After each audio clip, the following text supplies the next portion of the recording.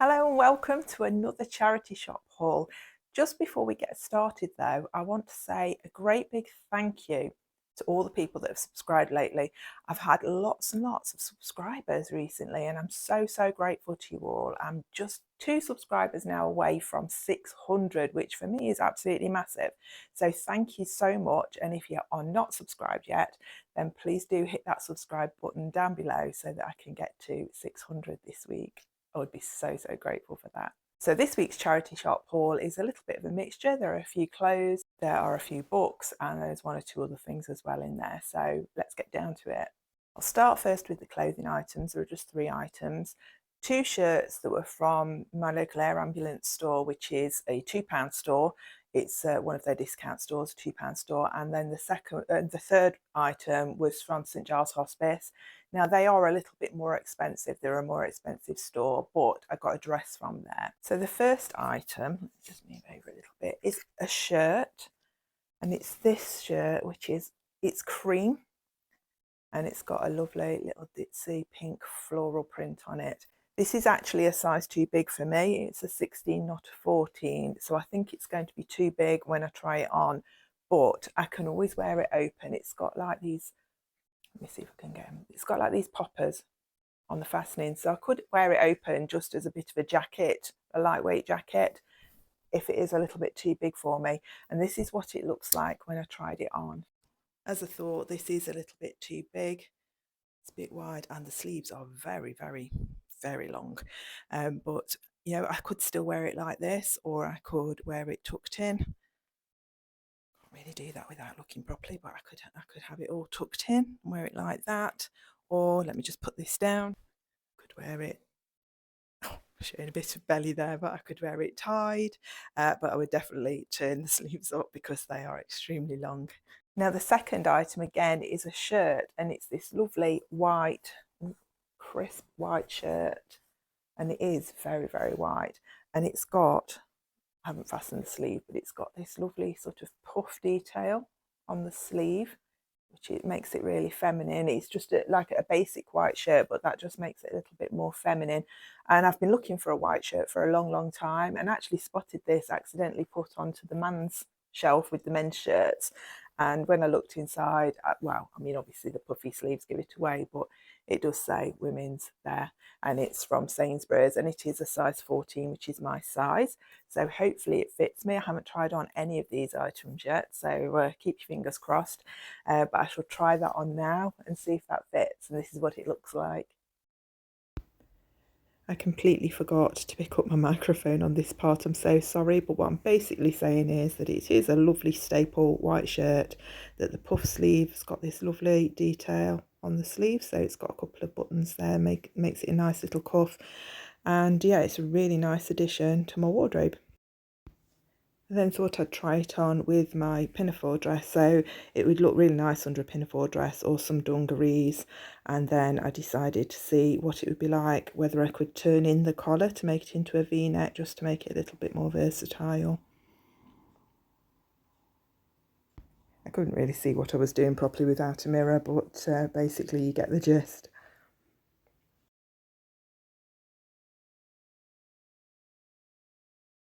Now the third item is a dress. And this dress was £6.50, which may not sound like a lot, but it's more than I usually pay for things in a charity shop.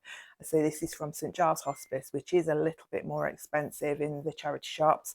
So this, I bought it because I really loved it. I spotted the fabric, really liked the fabric, but then when I looked at it, it is actually a genuine vintage dress, and it's from Richard Shops. So if you're in the UK, I don't know whether you remember Richard Shops. I vaguely remember it from the 80s, and that it was sort of quite a, should we say, a posh shop around here anyway. So this is the dress. You'll see it properly when I put it on, but I really liked the fabric, and it's got these lovely sleeves with a tie detail there. But on the front, it's got this lovely lacing crisscross detail, and it's also got belt that goes from there that can cinch it in a little bit. Now it's long and it's got a little ruffle around the bottom. You'll see what it looks like on in a minute. Now this is my size. Let me just show you the label. So there's the label for Richard shops, and I did have a quick look online, and I think this label was used in the 70s and 80s in Richard shops. So it's sort of a 70s or 80s dress. It's my size, it's a 14, but 14s back then are not the same as 14s now. So I'm keeping everything crossed and hoping that it fits me because I really, really like it. So I'm going to try that on now, and then you can see what it looks like. This dress is absolutely beautiful. It fits me perfectly, which is weird because things don't often fit me, you know, absolutely perfectly. But look at it. I mean, I've not tied the sleeves properly. The sleeves would need probably a second person to tie them. But the top fits perfectly. It comes in at the waist. It's got this crisscrossing on the front. Look at it. It is so gorgeous. Oh, I feel like I'm in The Sound of Music. It's the most perfect cottagecore dress that I could have actually bought. It's beautiful. I have one issue. I've not been able to do it. I don't know whether you can see. I've not been able to do it all the way up at the back, and nor can I get the zip back down again. I am actually stuck in this dress now until someone comes home from work and helps me to get out of it. Unless I can work my way with it down. I'll see in a minute, because it's not, I can't, like, it's got no give in the top. I can't get it off. So that aside, it is the most stunning, beautiful dress. Oh, it's like the dress of my dreams. I absolutely love it. Look at it. It's so perfect for cottagecore.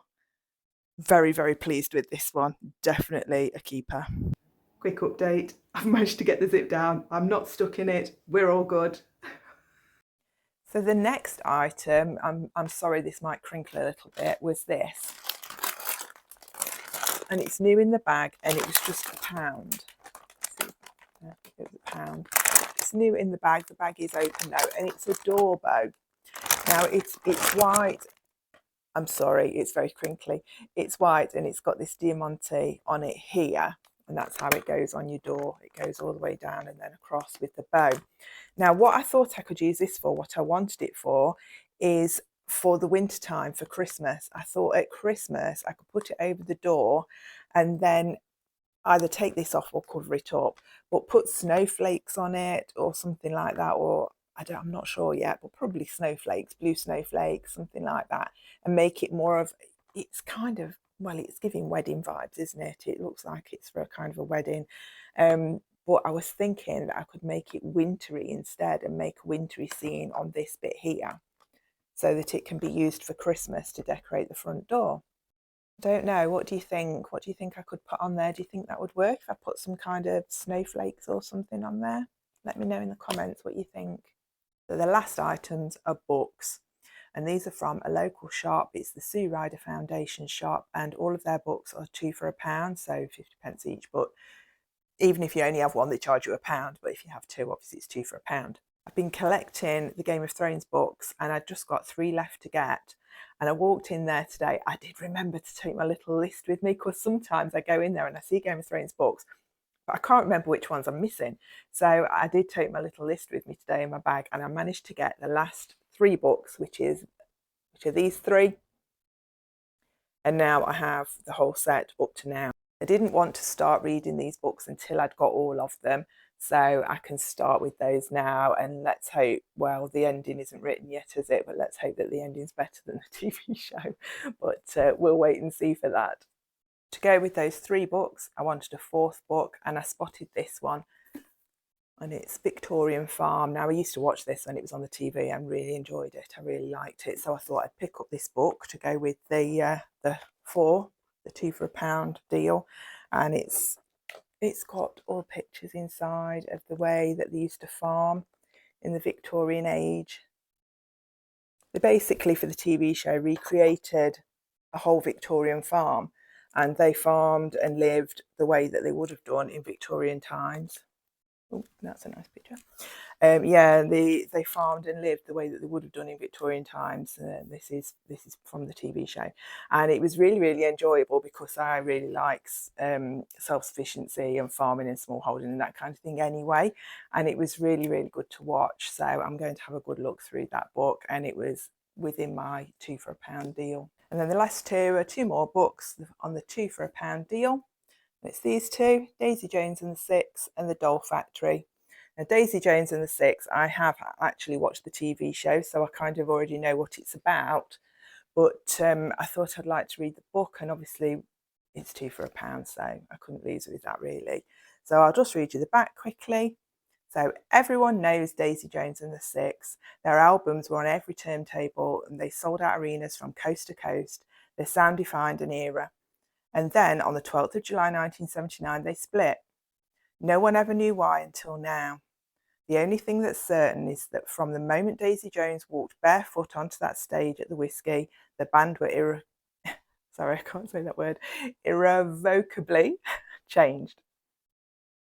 This is the story of their incredible rise and fall, the ambition, the desire, the heartbreak, and the music. Everyone was there and everyone remembers it differently. So if the book goes the same as the TV show, it looks at the point of view from each of the band members and what happened during that time. And the band, they're a very boho band, very Fleetwood Mackie type band. And the TV show was brilliant. I really, really enjoyed it. So I'm going to give this a read this summer. And the last one is this one, The Doll Factory. I've seen a few people talk about this on the internet and thought that I'd like to read it as well because it seems spooky gothic, and if you've been here for a while you'll know that that's completely my vibe. So I'll just read the back of this one as well. So London 1850, on a crowded street, the doll maker Iris Whittle meets the artist Libby Frost. Louis is a pre-Raphaelite painter who yearns to have his work displayed in the Royal Academy, and he's desperate for Iris to be his model. Iris agrees on the condition that he teaches her to paint. Dreaming of freedom, Iris throws herself into this new life of art and love, unaware that she's caught the eye of a second man. Silas Reed is a curiosity collector, enchanted by the strange and the beautiful, and after seeing Iris at the site of the Great Exhibition, he finds he can't forget her. As Iris's world expands, Silas's obsession grows.